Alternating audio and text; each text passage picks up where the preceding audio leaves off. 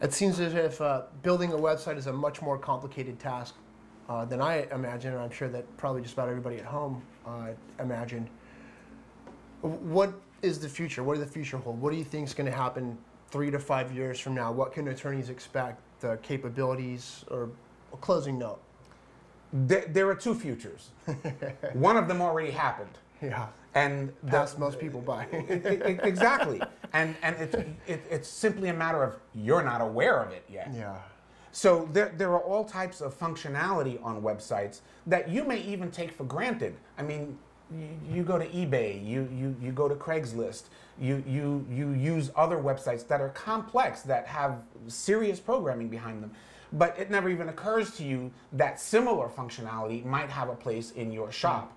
So things, for instance, like having a blog on your own site as opposed to going and signing up for some free blog, or having shared calendars, having secure client communications areas. Free tip for all of the attorneys: if it's worth saying, if it's important, do not say it in an email. And this is one. Just talk for one quick, brief minute about the confidential client communications, because that's something that I got really interested about. Because really the best way, if you're going to use the web to communicate with clients, your website's almost going to be a communication porthole. That's exactly what it should be. Is if you have okay, let's go back to class action because it's used most often there. You've got 800 clients. The judge made a ruling and said that he needs everybody in the class action to sign off on it by such and such a date. That's usually the copy room.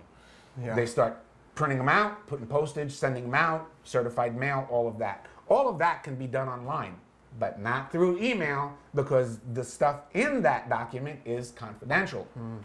So if you have your site set up correctly, you can generate automatically an email to that client saying something simple and brief. There's an important document you need to look at, click here.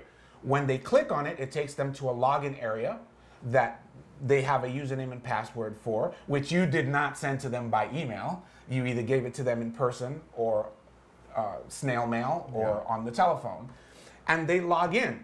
The act of them logging in proves they've seen it.